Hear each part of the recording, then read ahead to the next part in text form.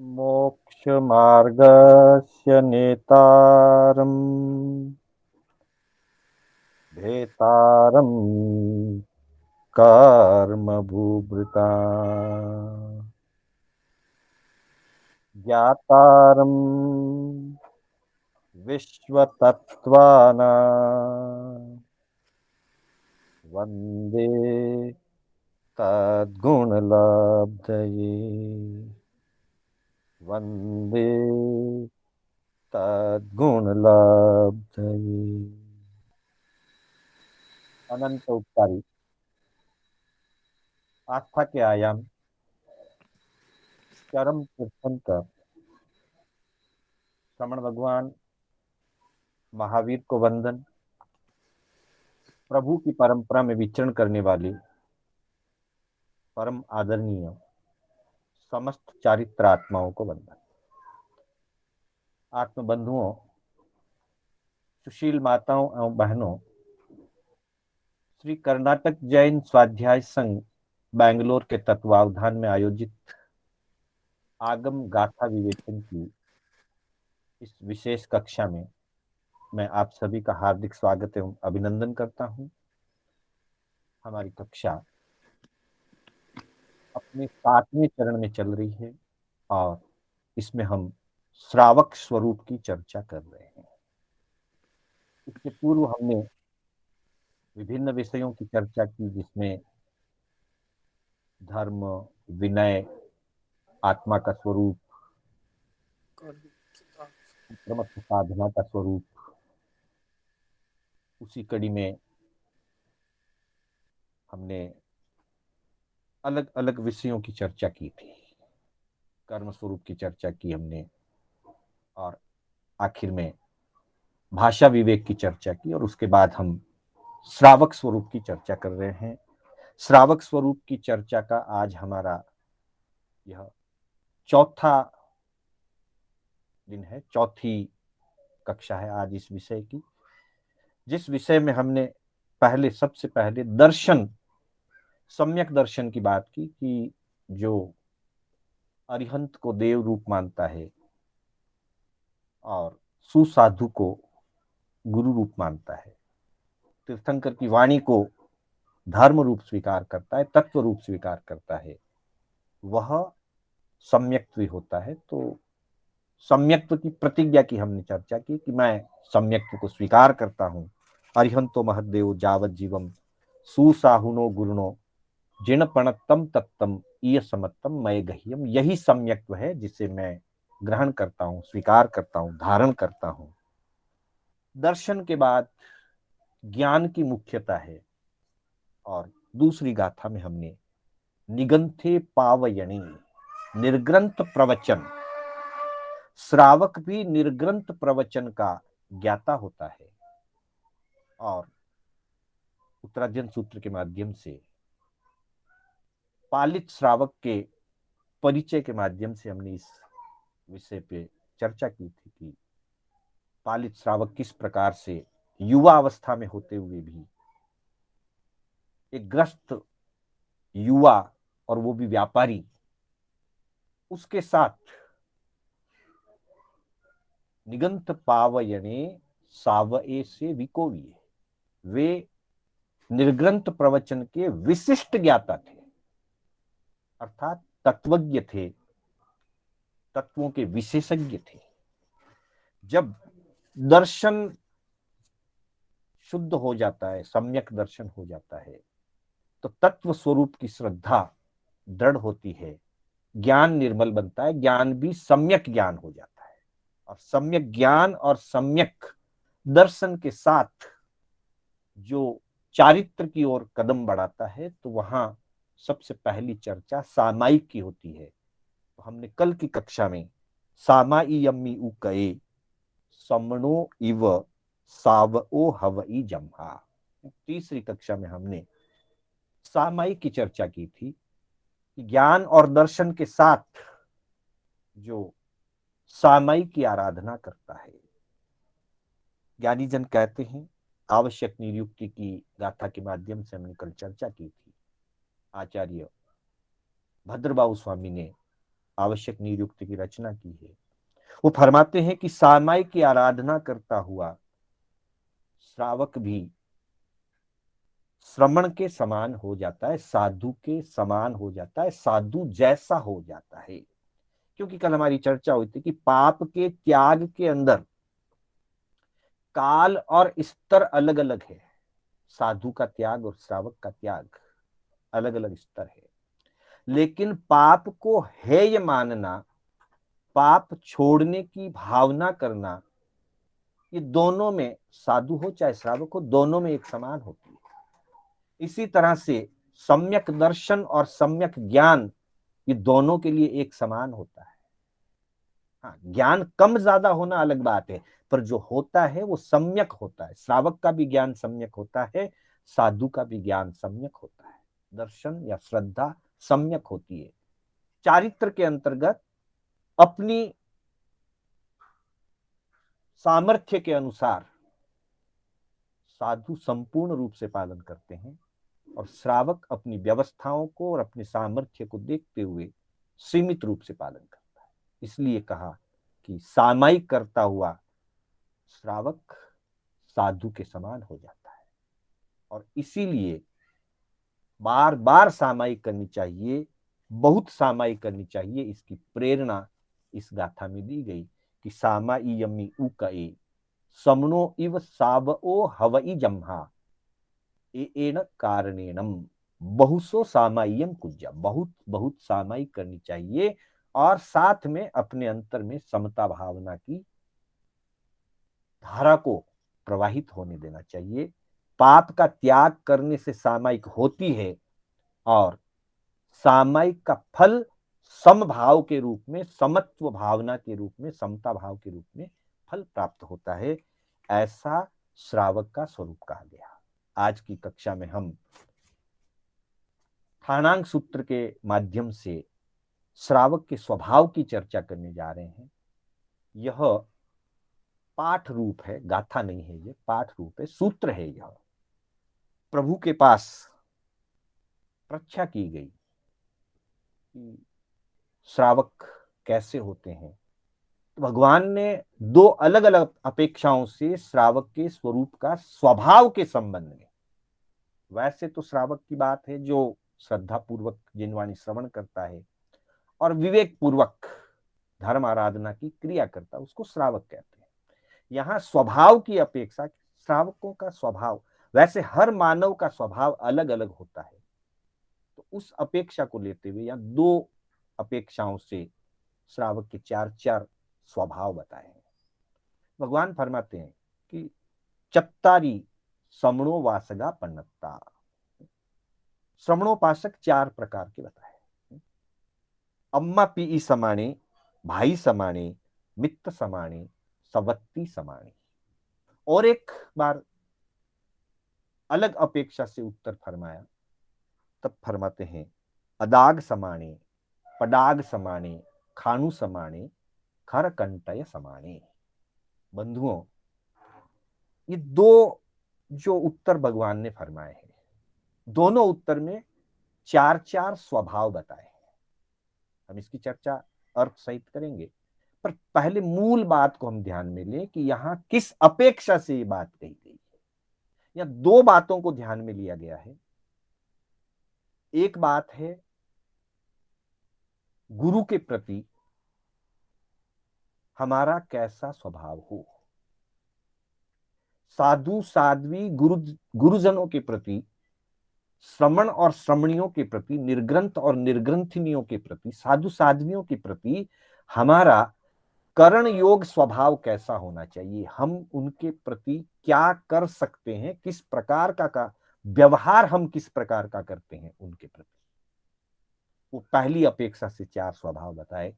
और दूसरा ग्रहणा के रूप में, एक करण के रूप में और दूसरा ग्रहण के रूप में। हम अपने गुरु भगवंतों की नेसराय में रह करके क्या ग्रहण करते हैं, किस प्रकार का ग्रहण करते हैं, उसके आधार से चार प्रकार के स्वभाव। हम उनके प्रति कैसा व्यवहार करते हैं, उसकी अपेक्षा से चार प्रकार का स्वभाव। और हम उनकी नेसराय में उनसे क्या ग्रहण करते हैं, किस प्रकार का ग्रहण करते हैं, उसकी अपेक्षा से 4 प्रकार का स्वभाव श्रावक का या श्रवणोपासक का बताया गया है।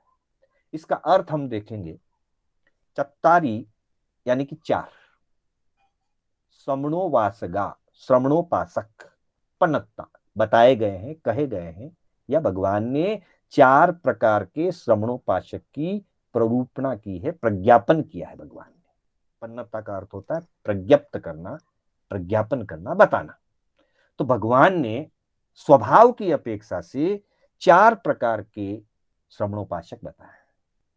उसमें पहले जो 4 हैं वो कहे कि अम्मा पी समाने, अर्थात अम्मा पिया के समान, माता पिता के समान। अर्थात कुछ श्रावकों का स्वभाव गुरु भगवंतों के प्रति, साधु साध्वियों के प्रति अम्मा पिया के समान होता है, माता पिता के समान होता है। कई बार हमने प्रवचनों में आदि में सुना होगा गुरु भगवंतों के मुख से कि भगवान ने आपको अम्मा पिया की उपमा दी है। अर्थात श्रावक का स्वभाव माता पिता के समान होता है। दूसरा बताया भाई समाने, सारे के सारे श्रावक, सारे के सारे गृहस्थ माता पिता के समान स्वभाव वाले हों ये जरूरी नहीं। ये उत्कृष्ट रूप है माता पिता के समान हो। दूसरा रूप है भाई समाने। कुछ श्रावक साधु साध्वियों के लिए उनके प्रति भाई जैसा व्यवहार, भाई समान होते हैं। फिर तीसरा कहा मित्र समाने, कुछ ऐसे भी होते हैं जो मित्रवत व्यवहार करते हैं, मित्र के समान होते हैं। और चौथा कहा सवत्ती सम्माने, कुछ ऐसे भी होते हैं जो सौतन जैसा व्यवहार करते हैं। ये 4 प्रकार के स्वभाव श्रावक के होते हैं, ग्रस्त के होते हैं, जो मुनि भगवंतों के प्रति उनका व्यवहार दर्शाते हैं। सबसे उत्तम है अम्मा पिया के समान बनना, और निकृष्ट है सौतन के समान बनना। बाकी के जो 2 हैं मध्यम हैं, भाई समान और मित्र समान। अर्थात जो अम्मा पिया के समान होते हैं वो हर स्थिति में, हर परिस्थिति में, कैसी भी अनुकूलता हो, कैसी भी प्रतिकूलता हो, वे अपने गुरु भगवंतों की, साधु साध्वियों की सेवा, उनके ज्ञान का, उनके आचरण का विकास कैसे हो, उनकी संपूर्ण देखभाल पूर्ण वात्सल्य भाव के साथ, श्रद्धा के स्थान पर श्रद्धा है, वे हमारे गुरु हैं, गुरु के स्थान पर वो हमारे गुरु हैं, लेकिन फिर भी बहुत वात्सल्य भाव के साथ अम्मा पिया बनकर के, जैसे माता पिता अपने पुत्र पुत्री की किस प्रकार से सार संभाल करते हैं, देखभाल करते हैं, और हर दृष्टि से उनका विकास हो, एकमात्र यही लक्ष्य देकर के जैसे संतान के प्रति माता पिता का व्यवहार होता है। कई ऐसे बहुत ही धीर वीर गंभीर श्रावक और श्राविकाएं होते हैं जो अम्मा पिया की तरह मुनि भगवंतों की, साध्वी जी महाराज साहब की बहुत ही अच्छी तरह से सार संभाल, सेवा, सब कुछ करते हैं, बहुत ही बहुमान के साथ और वात्सल्य भाव के साथ। दूसरा बताया भाई के समान। भाई, एक भाई दूसरे भाई की सार संभाल करते हैं, लेकिन कभी कभी अगर मनमुटाव हो जाता है तो भाई भाई से मुंह मोड़ सकता है, अथवा कोई चीज उसको ठीक नहीं लगती तो वो विरोध भी करता है। लेकिन माता पिता कभी मुंह नहीं मोड़ते, माता पिता कभी विरोध नहीं करते। अगर कोई चीज ठीक नहीं लगी तो वो उसे ठीक करवाते हैं, लेकिन मुख नहीं मोड़ते अथवा विरोध नहीं करते। लेकिन भाई समान एक कैटेगरी डाउन हो गई, थोड़ा सा स्तर कम हो गया, फिर भी वो वात्सल्य रखते हैं, सेवा भाव रखते हैं, लेकिन कहीं कोई चीज उनको ठीक नहीं लगती तो वे थोड़े से दूर भी हट जाते हैं, अथवा थोड़ा व्यवहार घटा भी सकते हैं। और तीसरे बताए मित्र के समान। मित्र प्रतिदिन साथ नहीं रहता, हमेशा साथ नहीं रहता, कभी रहता भी है, कभी नहीं भी रहता है। और मित्र वापिस देखता है कि मैं मित्र के लिए ये कर रहा हूं, मित्र मेरे लिए क्या कर रहा है। वहां थोड़ी सी भावना में और संकुचितता आ जाती है, फिर भी विरोधी नहीं बनते, मतलब संबंध तोड़ते नहीं है। कभी प्रतिकूलता आने पर मित्र दूर भी रहे, लंबे काल तक दूर भी रह सकता है, परंतु प्रतिकूलता आने पर या विशेष परिस्थिति आने पर आकर के साथ खड़ा हो जाता है।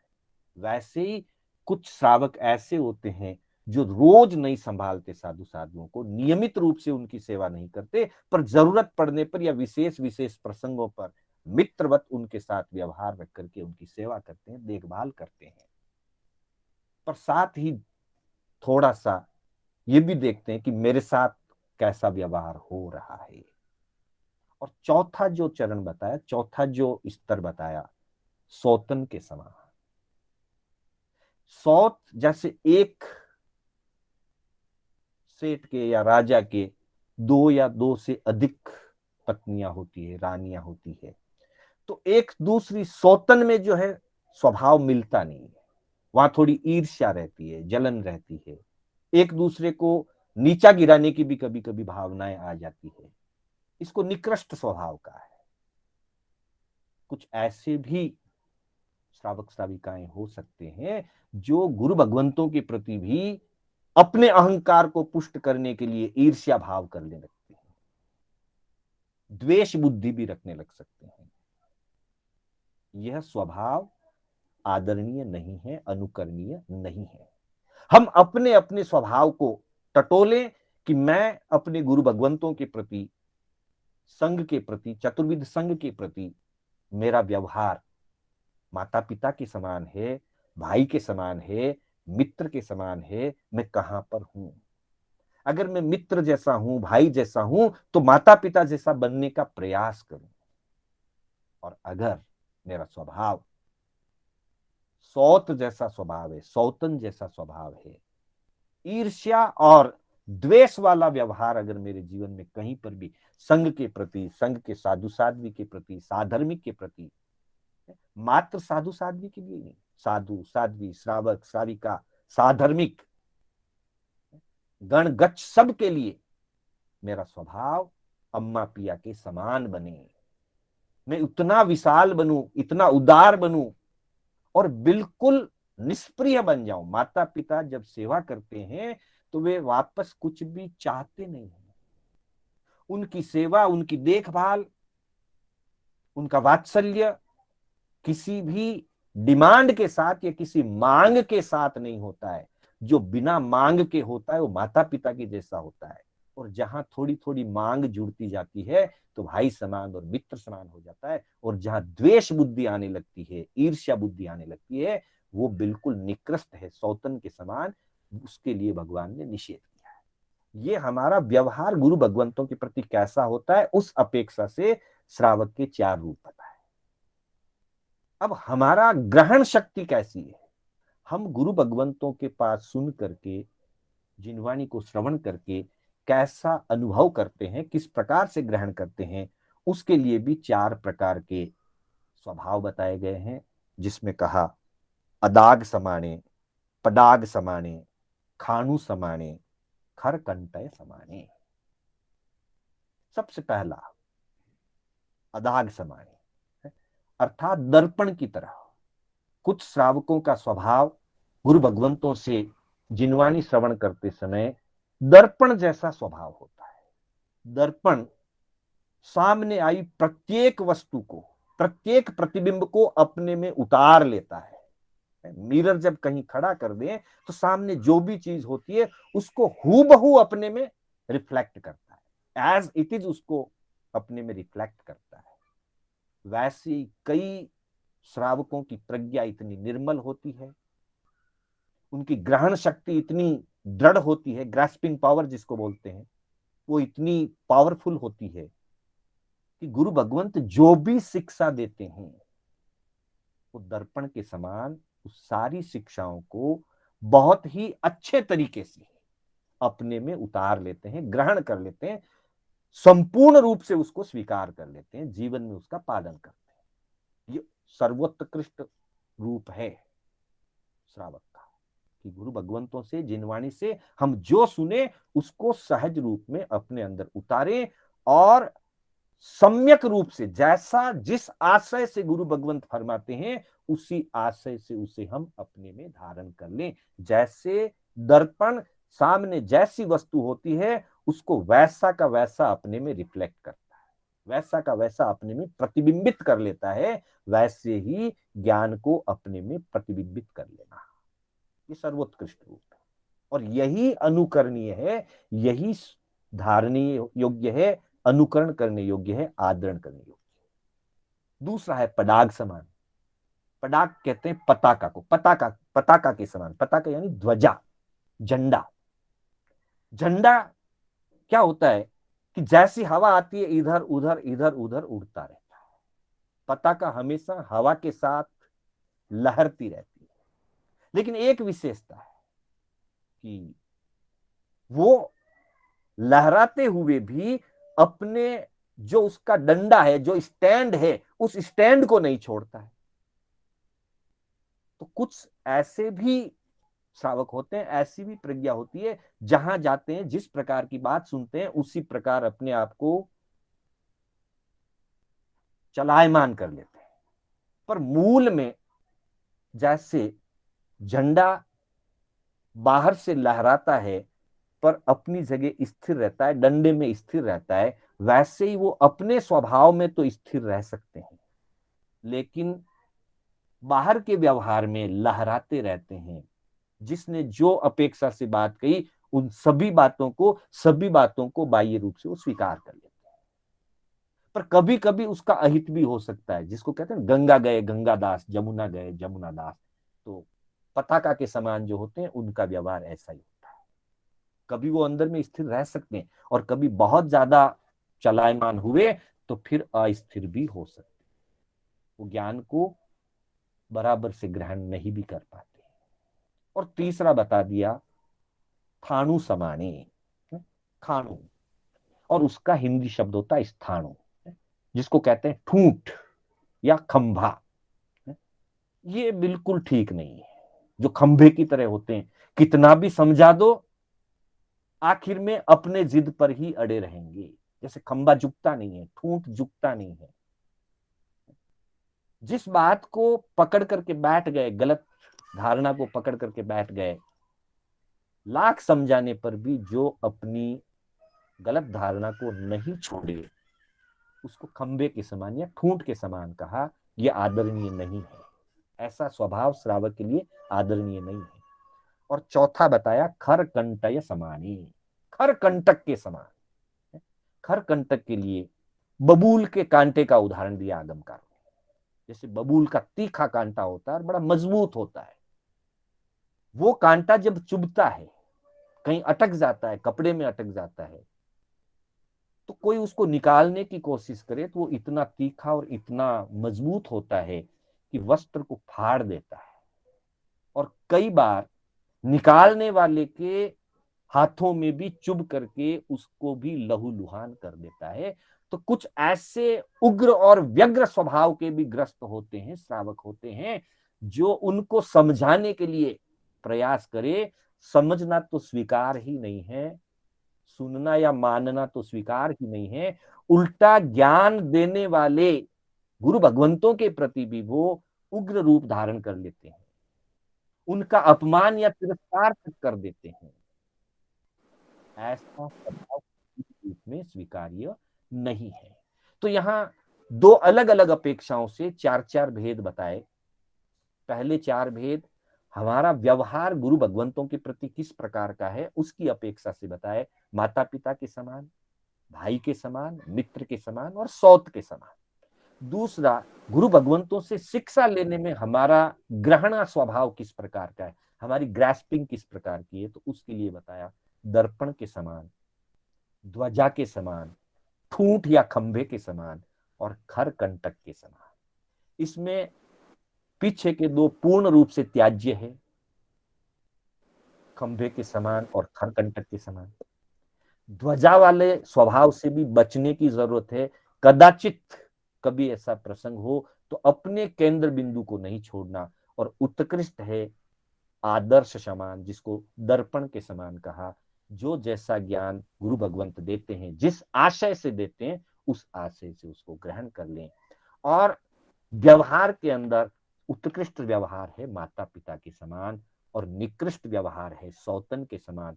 तो हम सौतन के स्वभाव वाले नहीं बने, माता पिता के समान, अम्मा पिया के समान बने। भगवान ने श्रावक श्राविका को गुरु भगवंतों के लिए अम्मा पिया समाने कहा है। तो हम अपने कर्तव्य को समझें, अम्मा पिया समान बने और हम अपनी ग्रहणा शक्ति को भी अच्छी निर्मल बनाएं और उसमें भी हम अदाग समान, अदाग यानी कि दर्पण के समान बनकर के ज्ञान को ग्रहण करें। तो हमारा जीवन निर्मल होगा, जिन शासन की उन्नति होगी, हमारी आत्मा की भी उन्नति होगी। इन्हीं शब्दों के साथ मैं कक्षा को विराम दूंगा। आज थोड़ा सा